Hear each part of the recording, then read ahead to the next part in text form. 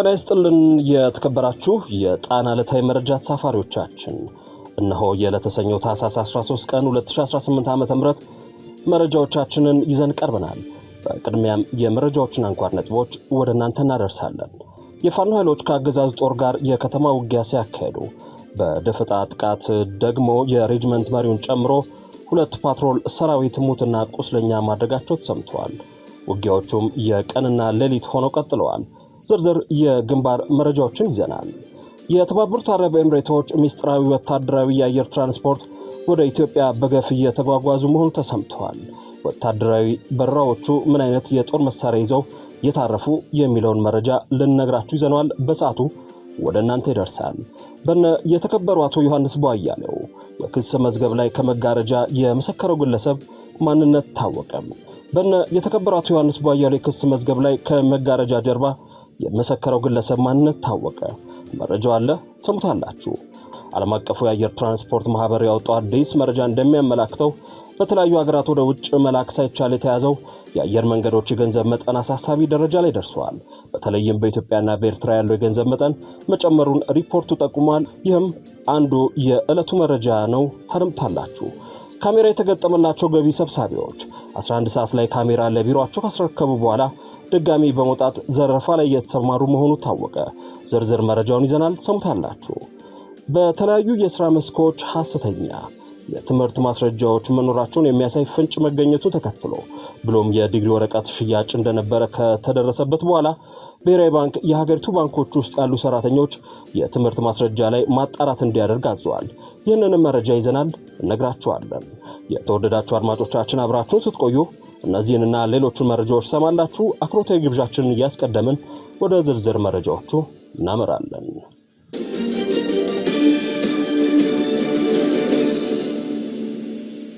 የፋኖ ኃይሎች ከአገዛዙ ጦር ጋር የከተማ ውጊያ ሲያካሂዱ በደፈጣ ጥቃት ደግሞ የሬጅመንት መሪውን ጨምሮ 2 ፓትሮል ሰራዊት ሙትና ቁስለኛ ማድረጋቸው ተሰምተዋል። ውጊያዎቹም የቀንና ሌሊት ሆነው ቀጥለዋል። አፋብኃ ቴዎድሮስ እዝ 64ኛ ክፍለ ጦር በሸበል በረንታ ወረዳ ከአገዛዙ ጦር ጋር መጠነ ሰፊ የተባለ ውጊያ ሲያካሂዱ መዋሉ ተሰምተዋል። በሸበል በረንታ ወረዳ ማህበረሰቡን በመልሶ ማደራጀት የሰለጠነ ጠንካራ ወታደራዊ ኃይል በማደራጀትና በመገንባት በርካታ ስራዎችን እየሰሩ የሚገኙት የፋኖ ኃይሎች በሚቆጣጠሩበት ነፃ ቀጠና ውጊያ የተቀሰቀሰው አገዛዙ ለከበባ መግባቱን ተከትሎ እንደሆነም ታውቋል። 64ኛ ክፍለ ጦር በሸበል በረንታ ወረዳ እያደራጀ ባለው ግዙፍ ኃይል ስጋት ውስጥ የገባው የአገዛዙ ጦር የፋኖ ኃይሎች ለማጥቃት በየእዱሃ ከተማ ጨለማን ተገን በማድረግ በከፈተው ማጥቃት ባልጠበቀው መልኩ ከባድ ሰብአዊ ኪሳራ ማስተናገዱን የገለጸው አፋብኃ ቴዎድሮስ እዝ በጠንካራ መልሶ ማጥቃት ውጊያውን ወደ ድል ቀይረነዋል ብሏል። በተመሳሳይ የውጊያ መረጃ በዚሁ የጎጃም ቀጠና ሸበል በረንታ ወረዳ ዛሬ ታህሳስ 13 2018 ዓ.ም ከጠዋቱ 2 ሰዓት ከ30 ተጨማሪ ኃይል በመያዝ በጉዞ ላይ የነበሩ በአንድ ፓትሮልና በአንድ ላንድ ክሩዘር አመራርና አባላት የጫነ ተሽከርካሪ በጉዞ ላይ እንዳሉ በወረጋ እና አካባቢው ቀበሌ ልዩ ቦታው ደረቅ ወንዝ በተባለ ቦታ የፋኖ ኃይሎች ባደረሱት ጥቃት በፓትሮል ላይ የነበሩ የአገዛዙ የሰራዊት አመራርና አባላት ሙትና ቁስለኛ መሆናቸውን አፋብኃ ቴዎድሮስ እዝ ገልጿል። በሸበል በረንታ የእዱሃ ከተማ ወደ ቁጥቋጥ ሲንቀሳቀስ በነበረው የአገዛዙ ጦር ላይ በተሰራው የደፈጣ ጥቃት እርምጃ ከተወሰደባቸው የአገዛዙ ሰራዊት አባላት ውስጥ ሻምበል ሰለሞን የሬጅመንት አዛዡና አንድ ስሙ ያልታወቀ የጋንታ መሪ ፓትሮል ላይ እንዳሉ ተመተው መሞታቸውን፣ አንድ ሚሊሻና 4 የመከላከያ አባላት ከባድ ቁስለኛ ሆነው ሆስፒታል እንደገቡ አፋብኃ አረጋግጧል። አክሎም ሆስፒታል ከገቡት 5 ቁስለኞች ውስጥ ሚሊሻውን ጨምሮ 2 የመከላከያ አባላት ህይወታቸው ማለፉን አረጋግጠናል ያለው እዙ አንድ ፓትሮልና አንድ ላንድ ክሩዘር ተሽከርካሪ በደፈጣ ጥቃቱ ከጥቅም ውጭ ሆነዋል ብለዋል። በሌላ መረጃ አፋብኃ ቴዎድሮስ እዝ ለህዝብ ደህንነት ሲባል መንገድ ዝግ ማድረጉን አሳውቋል። አፋብኃ ቴዎድሮስ እዝ 105ኛ ኮር 55ኛ ክፍለ ጦር በሚያስተዳድራቸው ቀጠናዎች የህዝብን ደህንነት ለመጠበቅ ሲባል መንገድ የተዘጋ መሆኑን ያሳወቀው ፋኖ መሳይ ብልጽግናዎች ሹፌሮቻችንና ህዝባችንን እያንገላታ በመሆኑ እርምጃ ለመውሰድ ያመች ዘንድ ነው ብለዋል። ከዛሬ ታህሳስ 13 ቀን 2018 ዓ.ም ጀምሮ ላልተወሰነ ጊዜ ከባህር ዳር ጭንባ ቁንዝላ ደለጎ፣ ከዱር ቤቴ ዝህብስት ወገዳ፣ ከዱር ቤቴ ሐሙሲት ማማላ፣ ከዱር ቤቴ ቀደምት ላሊበላ ልሁዲ መንገዶች ዝግ ናቸው ያሉት የፋኖ ኃይሎች ህዝባችንም በእነዚህ ዘራፊ አካላት ላይ እርምጃ ወስደን በማስተካከል በፍጥነት ክፍት ስለምናደርግ እንደወትሮ ሁሉ በትዕግስት እንድጠብቁን በማለት አሳውቋል።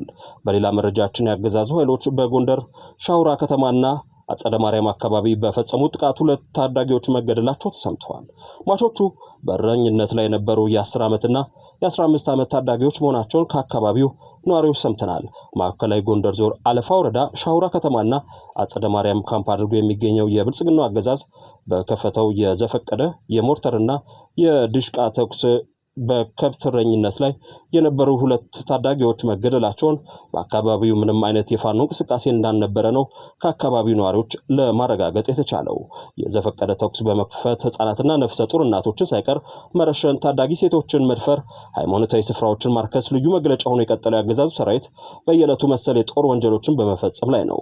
ያገዛዙ ኃይሎች ከፋኖ ጋር ውጊያ አድርገው ሽንፈት በገጠማቸው ቁጥር ሲሸሹ በመንገድ ላይ የሚያገኟቸውን ንጹሃኖች ላይ ከሚፈጽሙት ግድያ በተጨማሪ የዘፈቀደ የከባድ መሳሪያ ድብደባ በማካሄድ በእረኝነት ሰብል በመሰብሰብና በመኖሪያ ቤታቸው የነበሩ ንጹሃኖችን በመግደል የሚፈጽሙት የጦር ወንጀል ተመዝግቦ መያዝ እንዳለበትም ተጠቁሟል።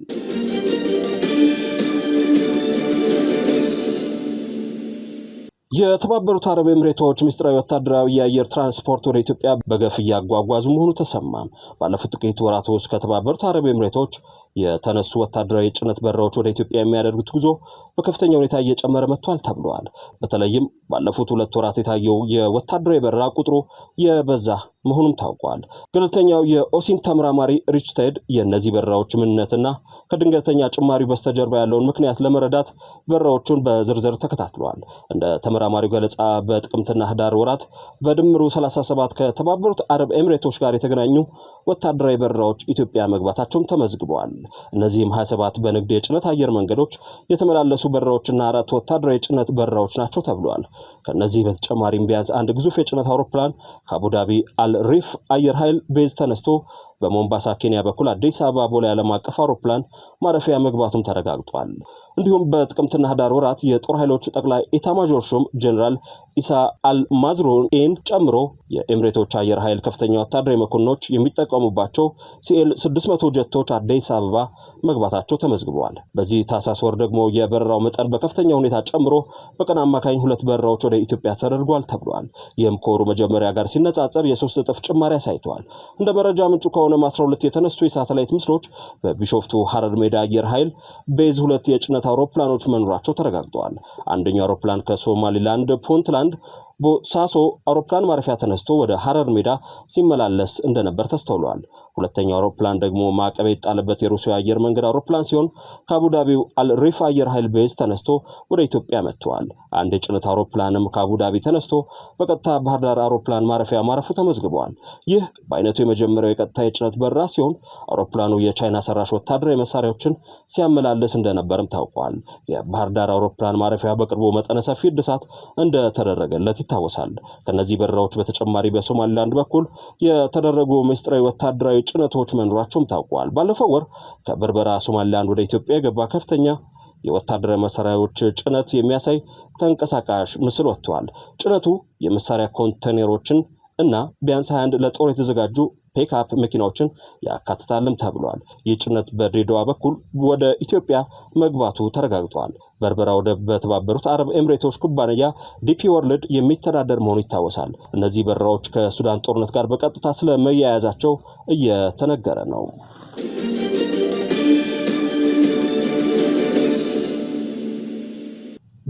የተከበሩ አቶ ዮሐንስ ቧያሌው ክስ መዝገብ ላይ ከመጋረጃ ጀርባ የመሰከረው ግለሰብ ማንነት ታወቀ።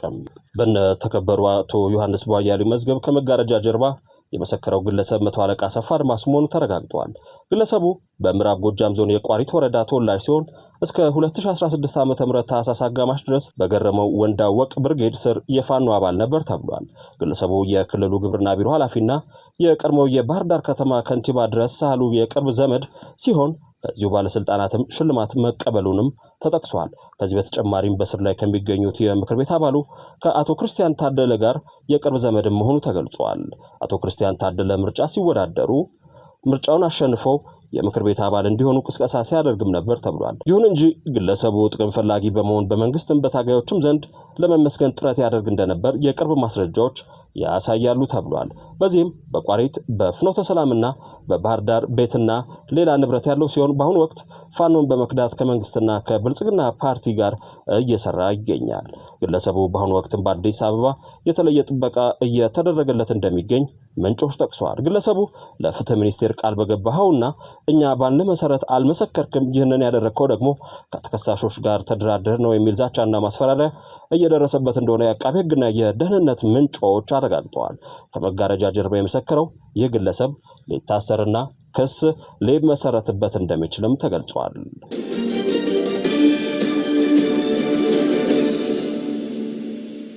ካሜራ የተገጠመላቸው ገቢ ሰብሳቢዎች 11 ሰዓት ላይ ካሜራ ለቢሮአቸው ካስረከቡ በኋላ ድጋሚ በመውጣት ዘረፋ ላይ የተሰማሩ መሆኑ ታወቀ። በቪዲዮ እየታገዘ የግብር አሰባሰብ ሂደት መጀመሩ ይፋ ከሆነ አንድ ወር እንኳን አልሞላውም። ይሁንና በዚህ ዙሪያ የሚቀርቡ አቤቱታዎች ካሁኑ በስፋት መስተዋል ጀምረዋል። ከግብር አሰባሰብ ጋር በተያያዘ ከህብረተሰቡ የሚነሱ ቅሬታዎች ለመቅረፍ በሚል ተግባራዊ የተደረገው ቴክኖሎጂ ችግሩን እንደሚቀርፍ የአዲስ አበባ ገቢዎች ቢሮ የገለጸ ሲሆን በግብር ሰብሳቢ ባለሙያዎች ዩኒፎርም ላይ በመግጠም የድምጽና የቪዲዮ መልእክቶች ለማዕከል ማድረስ የሚያስችል መሆኑ ተነግሮ ነበር። ቢሮው በድፍረት ቴክኖሎጂ ሙሉ ለሙሉ ችግሩን ይቀርፋል ቢልም ገና ካሁኑ አንዳንድ ሰራተኞች የተለያዩ ዘዴዎችን መጠቀም እንደጀመሩም ተረጋግጧል። ቀን ላይ ካሜራው ስለተገጠመባቸው ህግን አክብረው የሚሰሩት ግብር ሰብሳቢዎቹ ነገር ግን ከ11 ሰዓት በኋላ ካሜራውን ቢሮአቸው አስረክበው በድጋሚ ለዘረፋ እንደሚሰማሩም ታውቋል። ካሜራ ከመለሱ በኋላ ለምሳሌ ክፍለ ሀገር የጭነት መኪናዎች የሚቆሙበት ጋር ይቀመጣሉ። ለሚጫነው ዕቃ አሰልፈው ደረሰኝ ይጠይቃሉ። የተሰጣቸውን ደረሰኝ እንደ መንጃ ፍቃድ ይወስዱትና በደረሰኙ ላይ ባለው አድራሻ ደውለው ደረሰኙን በትክክል አልተቆረጠም፣ ክስ ሊመጣብህ ነው በማለት ከ20 ሺህ ብር እስከ 30 ሺህ ብር እየተቀበሉ ነው። ካልደወሉ ደግሞ በደረሰኙ አድራሻ መሰረት ሱቁ ድረስ እየመጡ ብር ተቀብለው ይሄዳሉ በማለት አንድ በመርካቶ በንግድ ሙያ ላይ የተሰማሩ ግለሰብ አስረድተዋል። በተመሳሳይ መልኩ ሌላ አንድ በመርካቶ ስራቸውን ያደረጉ ግለሰብም የገቢ ሰብሳቢዎች ብዛታቸው ከህዝቡ ቁጥር አይተናነስም፣ መንግስት ህዝቡን ዝረፉ ብሎ ያሰማራቸው ነው የሚመስለው በማለት ያስረዳሉ። ካሜራ ሳይዙ መጥተው እነሱ የሚጠይቁትን ያልተገባ ገንዘብ አልከፍልም እስከ ጥግ ይሄዳለሁ ብትል ሰም የለም። ቅጣት 100 ሺህ ብር ይጣልብሃል።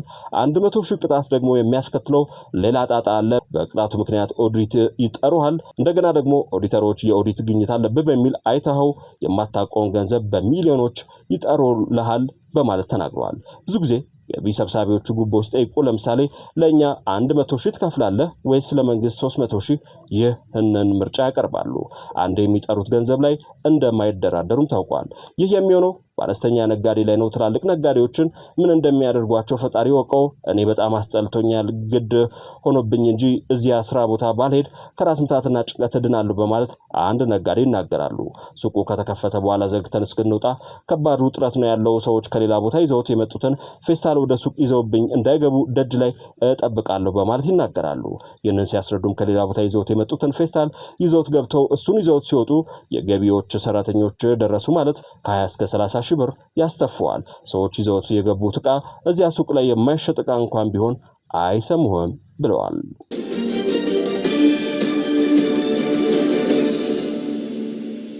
በተለያዩ የሥራ መስኮች ሐሰተኛ የትምህርት ማስረጃዎች መኖራቸው የሚያሳይ ፍንጭ መገኘቱ ተከትሎ ብሎም የዲግሪ ወረቀት ሽያጭ እንደነበረ ከተደረሰበት በኋላ ብሔራዊ ባንክ የሀገሪቱ ባንኮች ውስጥ ያሉ ሰራተኞች የትምህርት ማስረጃ ላይ ማጣራት እንዲደረግ አዟል። ባንኮች እያንዳንዱን ሰራተኛውን ከመጀመሪያ ዲግሪ በፊት ያለውን የትምህርት ማስረጃ እንዲመረምሩትና ከሚመለከተው የመንግስት አካል አረጋግጦ እንዲያቀርቡ የኢትዮጵያ ብሔራዊ ባንክ መመሪያ መስጠቱ ተሰምቷል።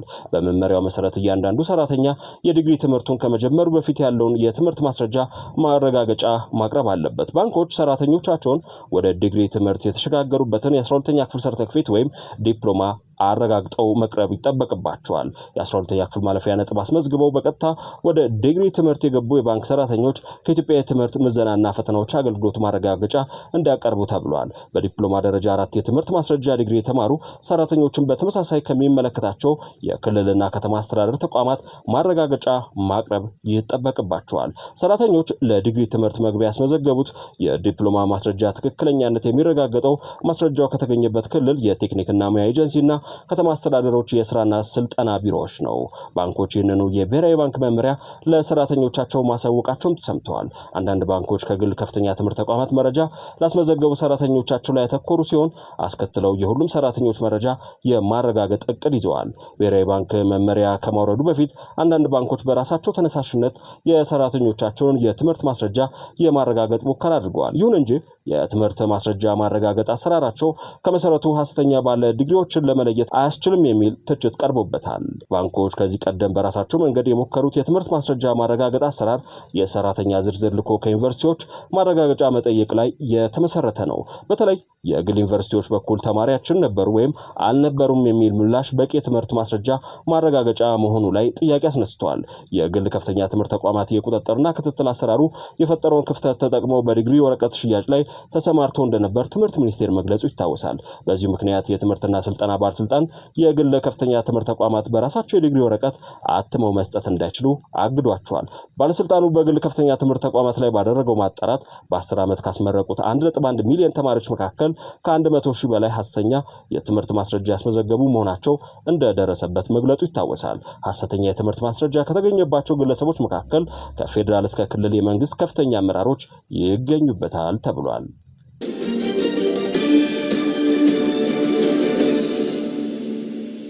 ዓለም አቀፉ የአየር ትራንስፖርት ማህበር ያወጣው አዲስ መረጃ እንደሚያመለክተው በተለያዩ ሀገራት ወደ ውጭ መላክ ሳይቻል የተያዘው የአየር መንገዶች የገንዘብ መጠን አሳሳቢ ደረጃ ላይ ደርሷል።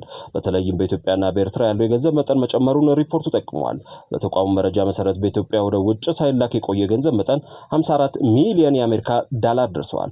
ይህም ባለፈው ዓመት ጥቅምት 2024 ላይ ከነበረበት 43 ሚሊዮን ዶላር የ11 ሚሊዮን ዶላር ጭማሪ አሳይቷል። በጎረቤት ሀገር ኤርትራ በኩል የተያዘው የገንዘብ መጠን ደግሞ 78 ሚሊዮን ዶላር የደረሰ ሲሆን ይህም ሀገሪቱን በዓለም አቀፍ ደረጃ ከፍተኛ ገንዘብ ከያዙ ሀገራት ስድስተኛ ደረጃ ላይ አስቀምጧታል።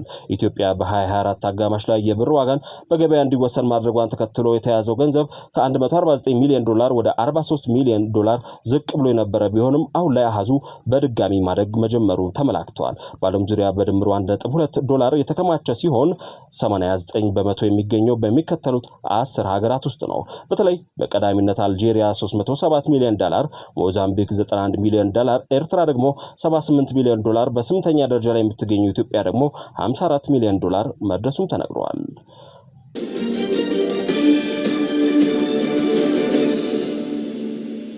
የተወደዳችሁና የተከበራችሁ የጣና ዕለታዊ መረጃ ተሳፋሪዎቻችን የተሰኙ መረጃዎቻችን እነዚህ ነበሩ።